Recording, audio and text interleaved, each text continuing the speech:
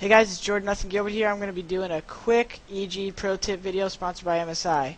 This video I'm going to be showing you guys how to configure settings at home and at LAN, anywhere, and this is just going to basically run through from desktop to in-game my mouse and video settings.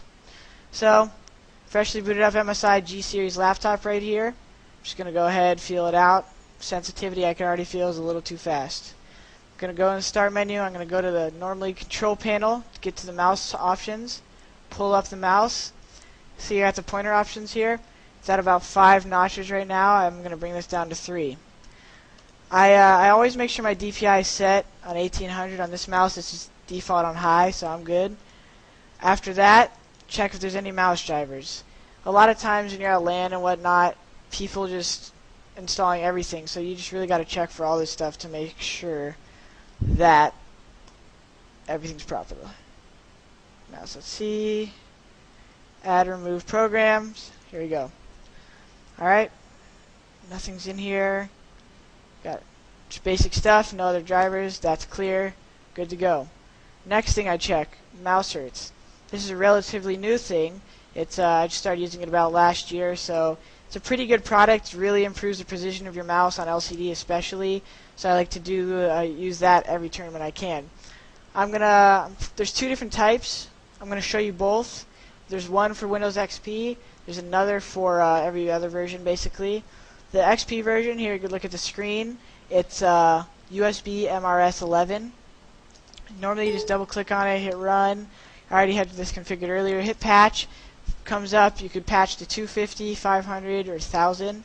A lot of older mice are set at 125, so is Windows default, so you kind of want to check that if you have an older mouse. My mouse is default at 500, but I like to bump it up to 1000 because really nice precision. After this, basically good for my mouse on the desktop side so far. I'm going to go ahead and check my video control panel options. I'm going to right click on desktop, go to NVIDIA control panel, and we're going to check this out. First thing I go is to the manage 3D settings. A lot of times there's random anything settings. I'll go through them here really quick.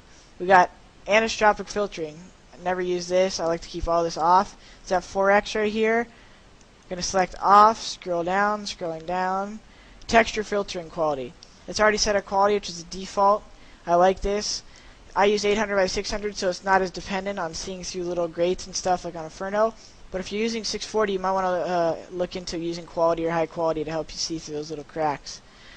Set to quality, boom, vertical sync. This is a big aspect of Counter-Strike. FPSs are really dependent on just really quick shots, and this is not that good for that. So if you put it force off, that's a proper setting. Everything else looks good in here. I'm going to hit apply, and then I'm going to head on down to my desktop color settings. Got my brightness here. Now, one thing I'll say really quick about this is a lot of times people just think, oh, everyone, like, the settings are so dependent. Not all the settings really matter. Everything else is up to you. The only thing you need to make sure that is proper while you're playing in the live match is, 1, you don't get blind for too long, and 2, you can see all the little dark corners. So I like to bump my gamma up a little bit. This control panel in particular, most of the values here started at 50%, so I like to drop them down a little bit. I got contrast at 52 right now. I'll bring that down. That'll help with my smokes and flashes. Got gamma. I'm going to bring that up a little more, help me see in dark corners to about 0.90. And then I got my brightness. It's a little low right now. Default's 50, I think. I'm just going to bring it up to default and set it right there. That should be good. Now, I already got a pretty vibrant, bright monitor on this MSI laptop. It's a nice G series, nice 15-inch screen. It's really crisp, so I don't really need to mess with the gamma and all that too much. I already have a nice vision. The last thing I do like to add, though, is the digital vibrance.